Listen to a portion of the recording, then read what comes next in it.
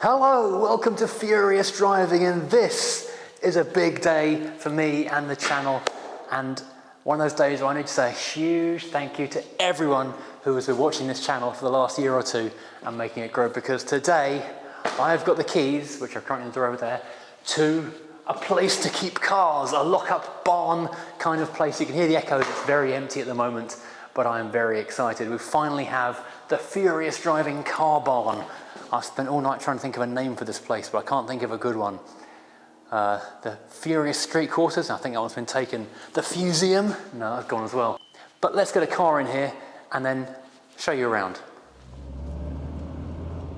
So, the first car heading into the barn is going to be this, the Volvo 740. It was going to be the Rover Coupe, the Tomcat.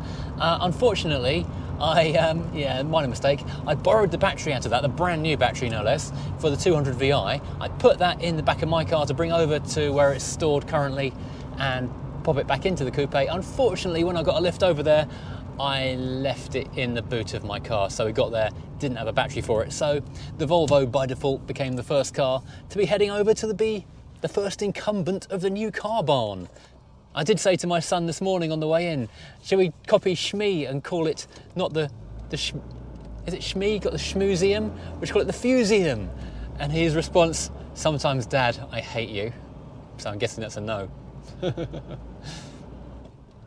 I think though it goes without saying that, as usual, this Volvo, despite having not been driven since I got back from the NEC, because where it's been parked up at the moment, it's a bit of a trek to go and get it, and it's not always convenient, and it's just awkward really. And I've been really busy with other stuff, and so the Mercedes has been getting the lion's share of all the driving this last month or so. So yeah, when was the NEC? That was the end of November. It's now closing in on the end of December. That means it's nearly a month without turning a wheel. I put the key in the lock, the key turned easily, the central locking popped up, turned the key in the ignition, it fired into life straight away, as always. Didn't need a jump start, wasn't even slow on the starter. This thing is just an astonishing car. I don't know how they build these cars so well as they do, but they certainly did everything right, and I'm very glad to be getting this thing into somewhere warm and dry.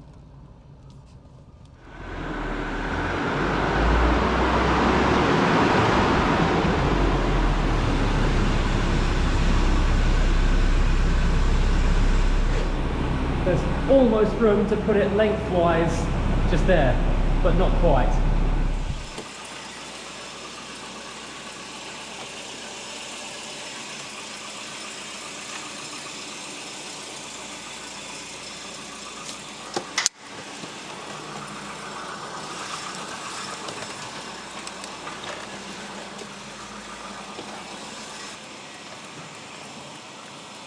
I'm not going to make that.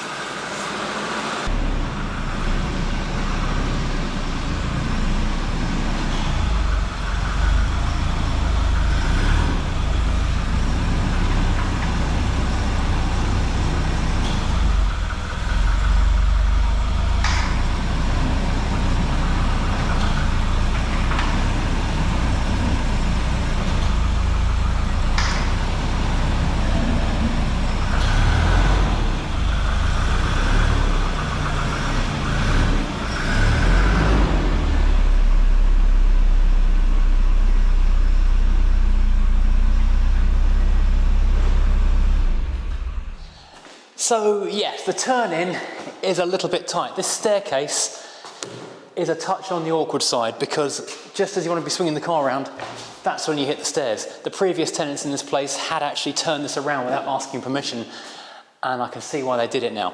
I had also assumed I'd be able to just shut the doors with the Volvo parked lengthways, but I didn't realise I'm that much too short on that as well. But it does mean though, with this space here, I can put, well, with that car parked better, one car just there, one car just there, short car, say the Mini for example, parks just here, and one, maybe even two cars parked lengthwise straight in here in front of the stairs. So potentially we've got 4, 5 cars, maybe even 6. And this area here, let me take you off the tripod and show you around a little bit more. Because if you look up, this is double height and very wide.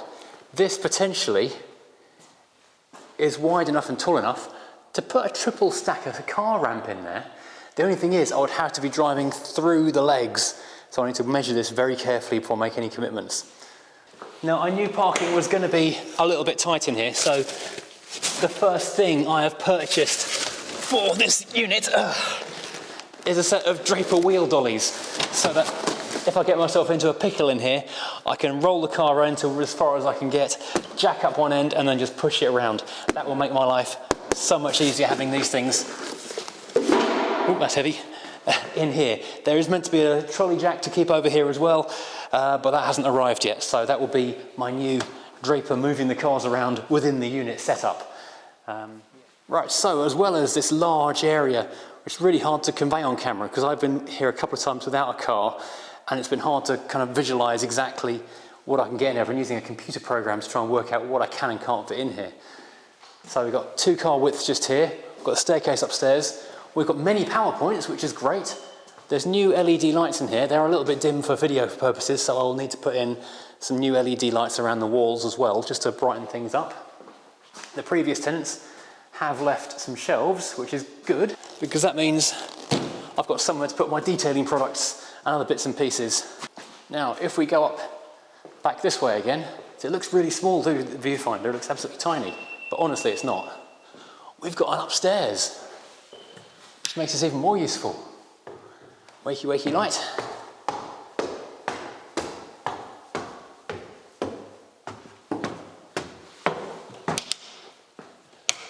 Look at all this room for activities. There's no windows out of here, but I've got a great room here for storing stuff, so I can put bits of cars that are hanging around in my place right now in the shed in the garage that are really under my feet and in the way. I can spread out over here. I can bring a workbench up here so I can have projects going on. I do my other work, which is photography, and I do a certain amount of product photos for people, so I can set up a permanent product photo studio in this area as well. So instead of having to convert some of my other photo space just for product photos, I can leave it permanently arranged, which would be fantastic. Of course, the most important thing, which I'm missing right now, will be sited near one of these power outlets, and that's a kettle. Need that quite urgently.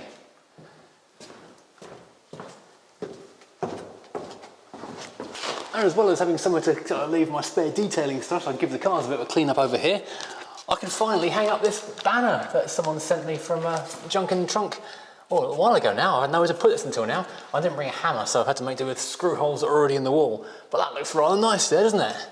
Excellent. Already, it's starting to feel a bit like home. And it's so good being somewhere warm and dry, because it means that with a car like this, where it's got a leaky boot basically, which is pretty manky, this, oh yuck, that's so disgusting.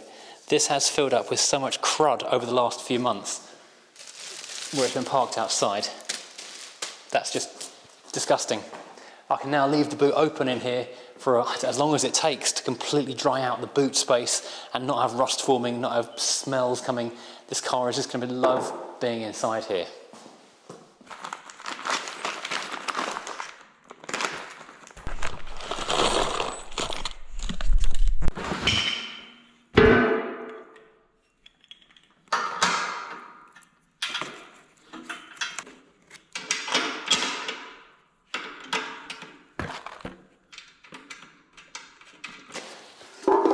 Now, while I'm assembling these, it seems like a good idea to talk about what I can and can't do over here.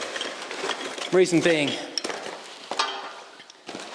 this is a very secure place, so I'm very pleased to have it. Not only is this room itself locked, it's inside a bigger barn, which is also locked. It's on a working farm, which is locked, and there's people who live on site in various houses, so it's always being watched. So the security on this place is amazing. It's also bone dry. It's quite warm in here as well as it goes. So it's a really, really nice location. However, you may have noticed it's a wooden barn, so no welding can happen in here. Nothing that can catch the place on fire, because the farmer would be noticeably miffed if that were to happen. Secondly, they've got rules about the times you can and can't be here. But yeah, so I've got to watch myself as to making noise, being loud, being a nuisance, which I'm hopefully generally not that kind of person anyway. But in terms of what I have got here, or haven't got here, So far, we've got the Volvo and we've got these dollies. I haven't got around to moving anything else over here. I literally only got the keys a matter of minutes ago. But because I've got a lot of work I want to be doing at home rather than here, I'm not going to bring all my tools over here. So I'm going to have to bring a subset of my tools and maybe get some other tools to work in this garage barn instead. So a smaller set of the basic screwdrivers, spanners, trolley jack, these things. Stuff that can stay over here, and obviously some secure cupboard to keep them all in as well so they can't get nicked, although I think it's a fairly low risk in this particular place.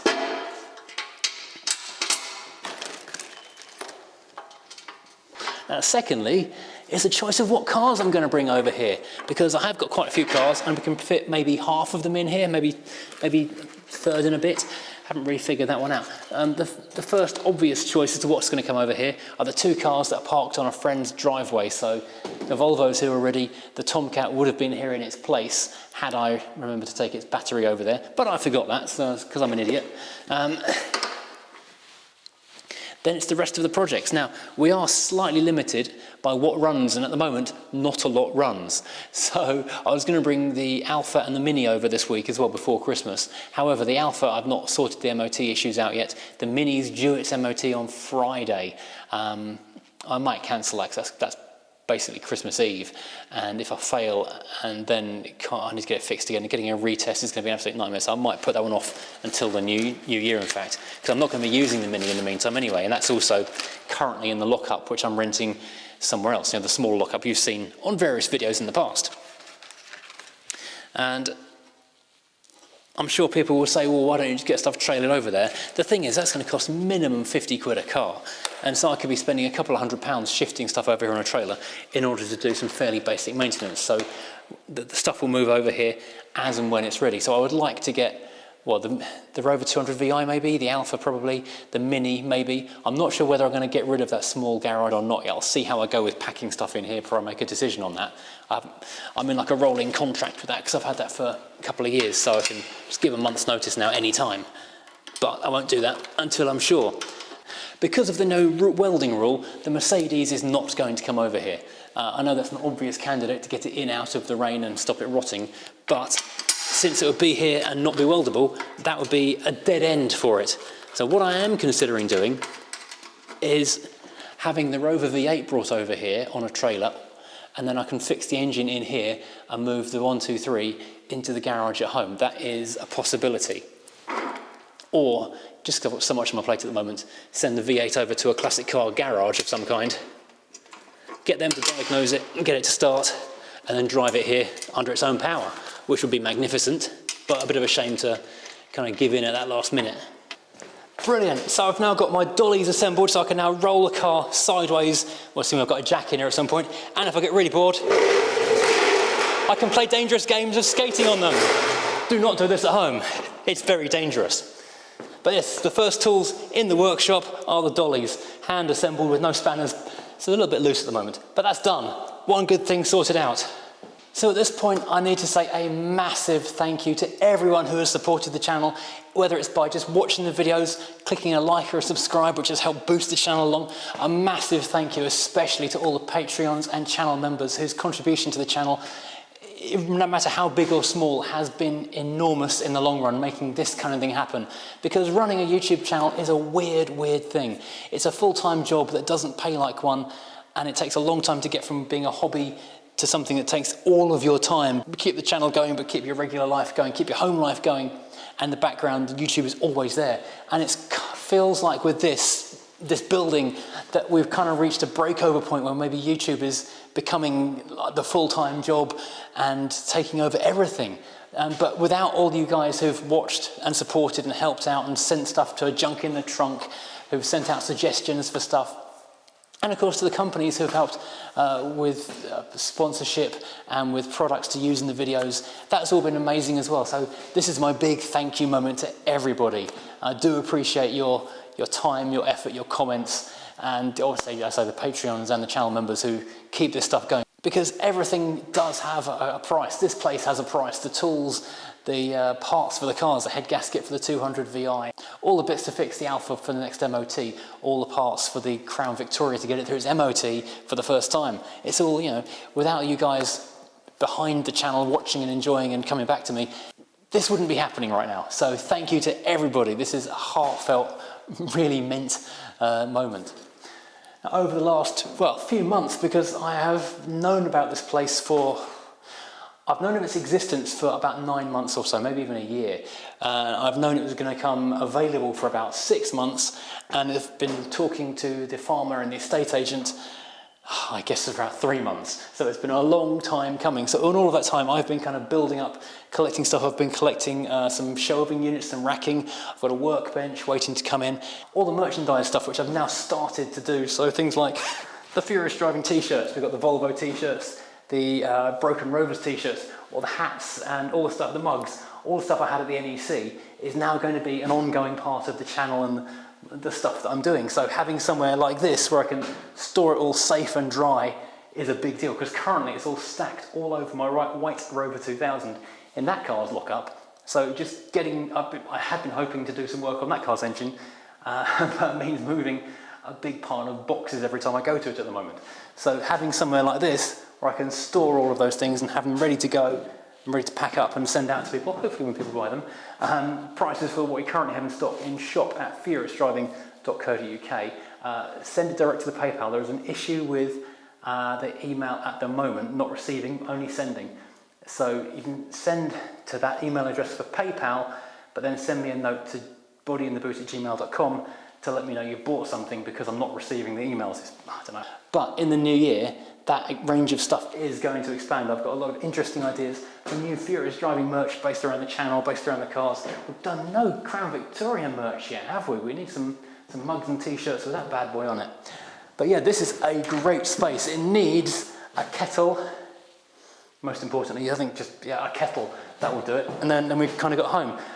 And also going to furnish it with a few other bits and pieces, car-related paraphernalia, which is going to be finding its way over here. Hopefully been entertaining a couple of videos creating this nice space. So in the coming weeks, as well as adding more cars over here, bringing the stock, the kettle, the spare parts, I'm going to have to bring in a few other things. Like I'm going to have to go and get a toolkit, a trolley jack, basic other sets. So I've got stuff as well as the stuff I've got at home. So basic screwdrivers, metric and imperial spanners, hammers, bits and pieces, the stuff you find you need all the time. Blue paper, gloves, what's it called, squirty stuff that cleans things, brake and clutch cleaner, that kind of thing. Extra LED lights to put around the place, all the stuff you find you need when you're in the middle of a job. Axle stands, blocks of wood to help jack things up and chock wheels. The real obvious basics that aren't obvious until you realise you haven't got them easily to hand. And I'm not sure the farmer's going to want me to go scrimmaging around looking for other stuff while I'm here. Specialist expensive things like the heat extraction remover tool, I will keep that at home, because obviously it's probably a bit better security having it at home, and it's an expensive tool I cannot afford to duplicate. But basics I will have to, I think, because I've worked in remote garages before, and it's so frustrating when you turn up and you haven't got a 14mm spanner and you've done everything else and then you've got to put everything away again because you've got to go home and go and get that one tool. So you waste an hour finding one tiny tool. So I want to make sure I've duplicated the basics at the very least for having here in the garage. I've got a few things on the walls because it's quite echoey in here, so a few pictures and stuff wouldn't go amiss to keep the echoes down. And then I can look into doing more adventurous stuff, like can we get that 2 or 3 car lift in here. So this is going to be mostly keeping the cars warm, dry and safe. Cars like this, we've got a damp boot where it's been parked in the torrential rain the last however many months. Don't do it any favours. I can sort out things like the little bits of rust around this A-post and the edge of this door, because it's somewhere warm and dry, so it doesn't matter about having to stop midway through because I'm in this nice dry environment. I've also got the carpet from the NEC stand, and I'm wondering if this will fit in here. I think I actually might be able to carpet this entire ground floor, which will make it really nice in here. That's over in the lockup with the Mini at the moment, so I've got a few more shuttle runs to make this place a bit of a home from home, really. It'd be rather nice, isn't it? So there we have it. This is the new Furious barn. The Furious car barn? Furious parking? I don't know. We need to come up with a sensible name for this because we haven't got one at the moment. If you've got any suggestions, bung them in the comments. Meanwhile, I'm going to keep on going, ferrying stuff back and forth to populate this with all the things it needs to have. I'm gonna go buy a kettle. Thank you for watching, and as I say, thank you everybody again for being a part of the channel, for watching, commenting, and especially the Patreons and the channel members. I massively do appreciate you guys. Take care everybody, and I'll see you soon.